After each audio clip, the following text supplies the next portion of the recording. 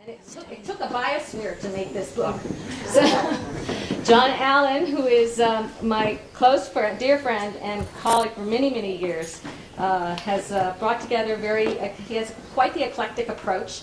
He's a metallurgical geologist, Harvard Business School graduate with honors, poet, playwright, naturalist, ecological thinker, a profound world traveler. He's in the Million Mile Club with American about a decade or so ago. Sometimes he says that we say that he lives in low Earth orbit when they ask where he lives. He's a world traveler and student of human culture and history. He's taken his visions of new ways of living and put them into practice in cutting-edge projects around the world. And tonight he's going to read some selection from some of the book for us. Some people would like if you could say what page number you're reading from, because they were following from the book. So, so John Allen.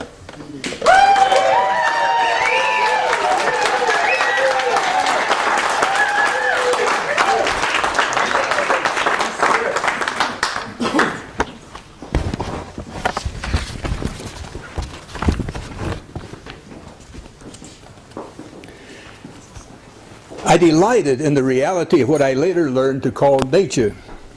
I smelled the fresh spaded dirt in spring and ran barefoot over grass and clay and small rocks.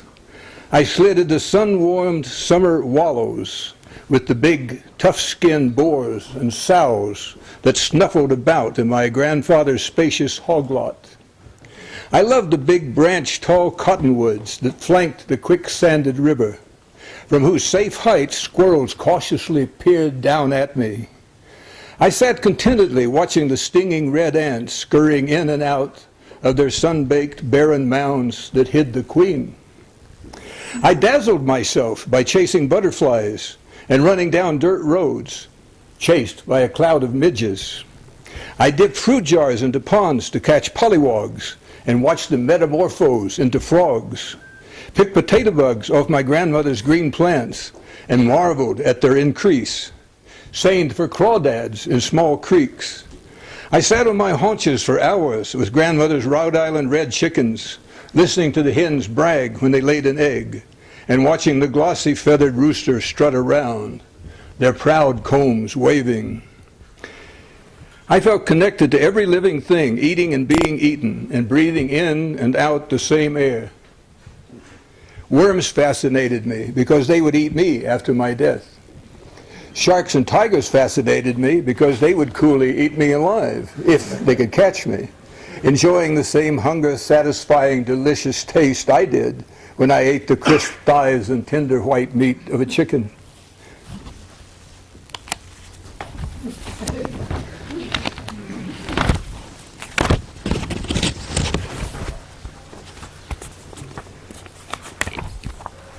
I began to catch on about how to relate me to the biosphere in 1953 when I took a course in historical geology taught by Professor Ben Parker at the Colorado School of Mines.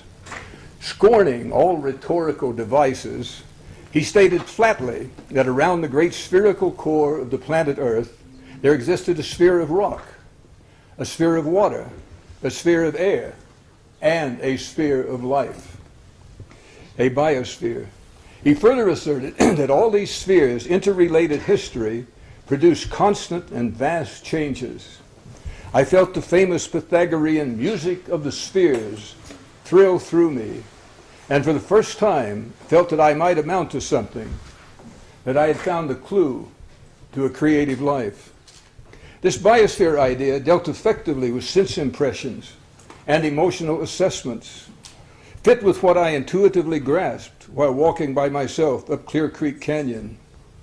All of life, undissected, radiantly alive, extending over the whole earth in its waters, soils, and airs, formed a single, whole evolution, connected throughout time, space, matter, energy, and quanta, with the evolution of the entire cosmos. All my culture's money-laden, double-bind boxes momentarily dissolved in the belly-throbbing laughter of this sublime, diversely manifesting, evolving intelligence.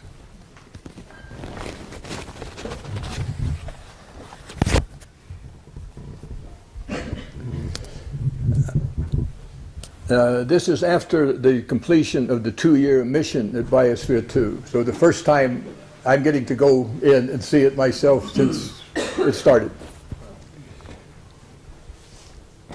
As soon as I could, after the Biospherians left to go through their physical examinations and to meet friends and families, I dashed by myself inside to my favorite spot. Oh, page 264.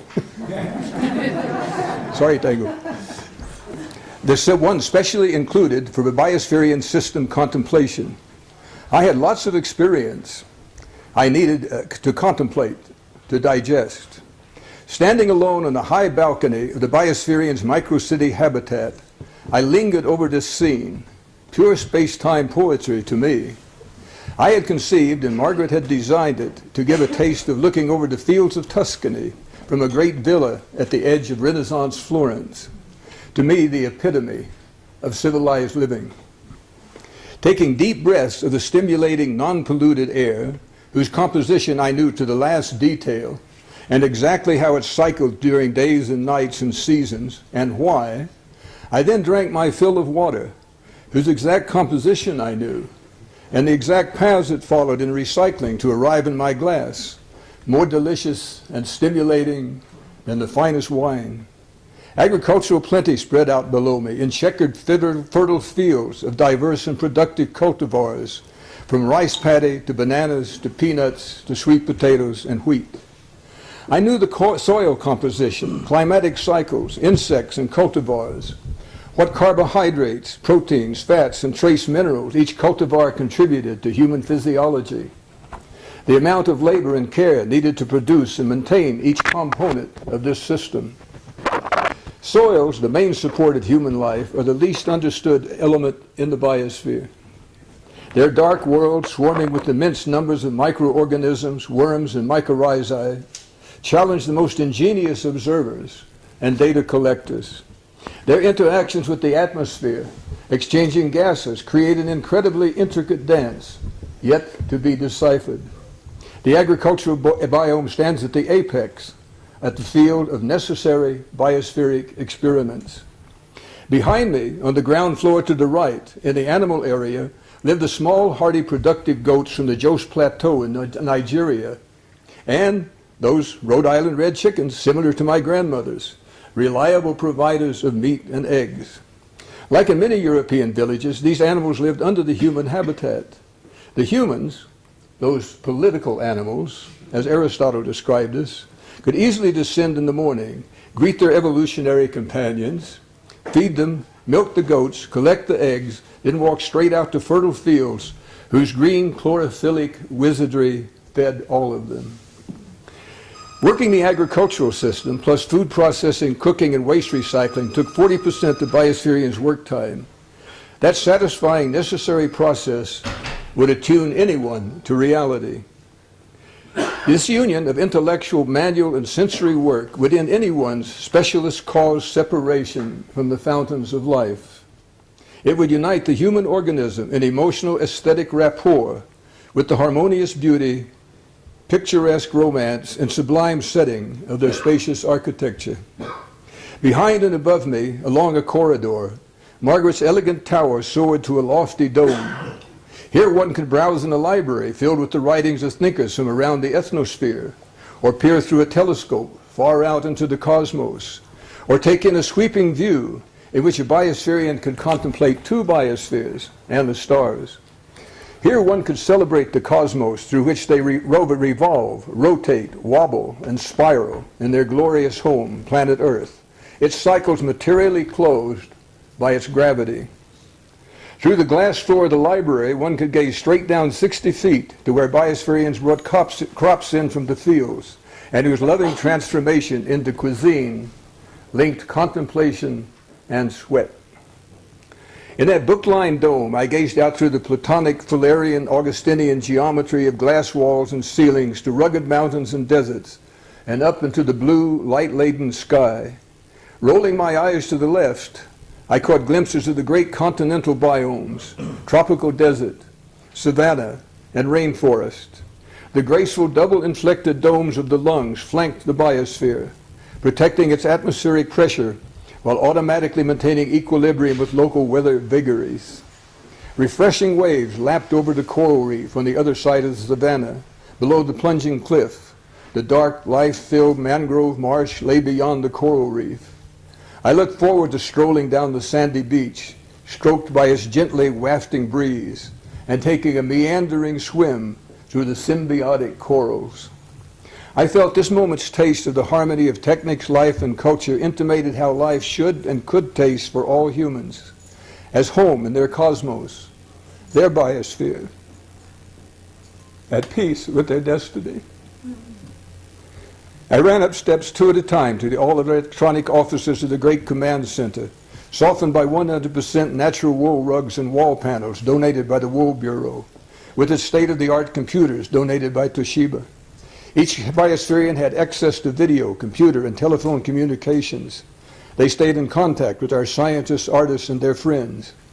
I looked in at Roy Walford's thoroughly equipped and simple-to-operate medical laboratory. I thought how every neighborhood should have one of these.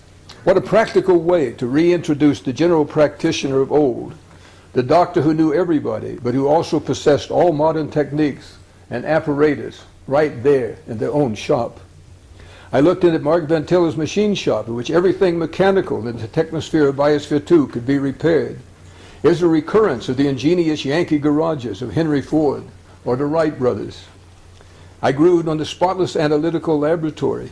Every city, neighborhood, and village ought to have one of these too, and end its dependence on some remote bureaucracy.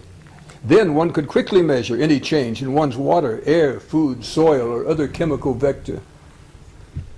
I sat down at the polished granite table in the dining hall, then gazed straight into the rainforest with its waterfall, which I had molded in the nose of Guyana, where Sir Arthur Conan Doyle had located his lost world, a place highly favorable for evolving new life forms.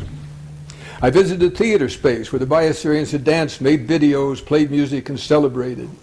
Then and there, I made my own Dionysian dance, the Biosphere 2. I could hold back no longer. Moving very quickly now, I descended into the technosphere, placed underground in order not to waste valuable sunlight that could be used by the biosphere. I followed the long pipes carrying water, emulating underground streams and caverns of the earth.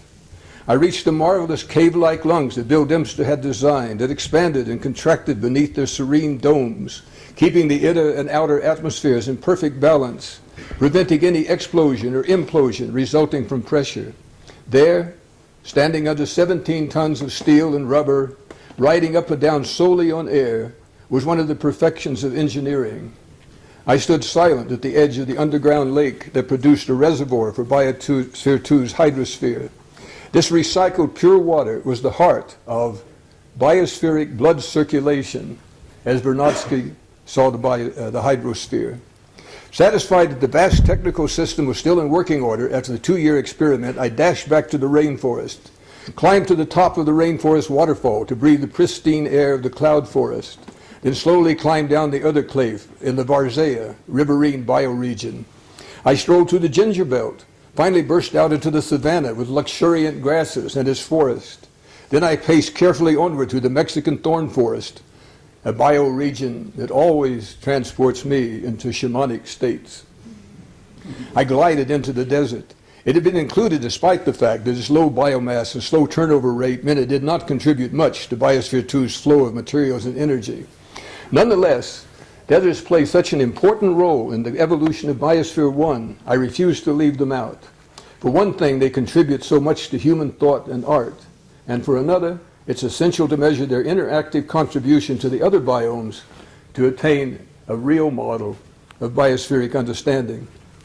With increasing excitement, I made my way through the flourishing mangrove marsh biome, remembering adventurous times in Belize and Fiji, lost in the tangles of those magnificent root systems. They can prosper in such a wide range of salinity, and they host a multitude of life forms, especially the all-important invertebrates. At last, I treated myself. I swam around and about the coral reef ocean. I had helped carefully hand-shape the final contour of the beach. I had experienced so many adventures with the Heraclitus, searching out the right place to collect corals to model this biome. This reef had required perhaps the most careful measurements, observations, and management of all the wilderness biomes, and it had survived and increased although several experts had predicted a rapid demise.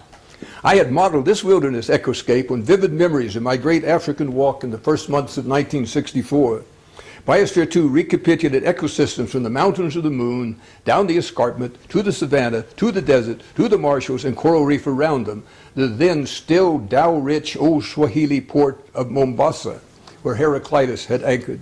One of my heroes, the great explorer Richard Burton, had many adventures in those ecoscapes. On its edges, the Leakeys had discovered the origins of humanity to be not from the apes, but from offshoots of the more gracile Australopithecine. Page 293. My dream. 20 years from now, every country will have their own biosphere. Each biosphere will reflect the biomes in that country. For example, China would have a rainforest based on Yunnan, a coral reef from the China Sea, grasslands from the north, desert from Mongolia, a marsh from the coast, and agriculture from each of its various farmlands, and a human habitat representing the ultimate Shanghai or Beijing communications, technical, theater, cuisine, research, layout. The same will be true for Great Britain, France, Russia, United States, Australia, Brazil. These biospheres will be open to public view, their scientific papers available to all. Those who manage these biospheres and those working at its supporting research centers will form a school producing practical graduates who understand the biosphere.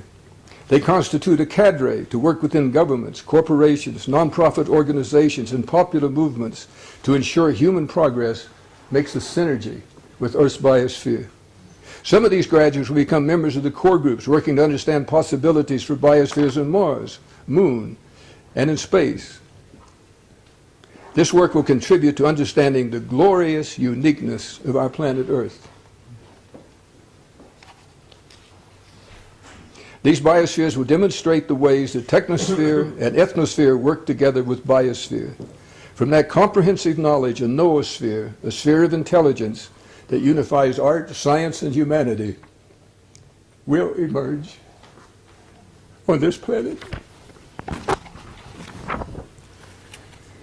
As for me, like all of us humans, I came from and will return to the biosphere, which itself will co-evolve billions of better adapted me's. Living every day as part of Earth's unique biosphere creates many a brimming moment, like when a young boy could be found eating a sweet blue Concord grape on a hot August afternoon on the Oklahoma prairie. His grandfather's grapevine sprawled along the garden fence, fertilized by human waste. The boy thoughtfully chewed the grape skin after tracing a finger trail through its bloom, tasting its flesh and juice.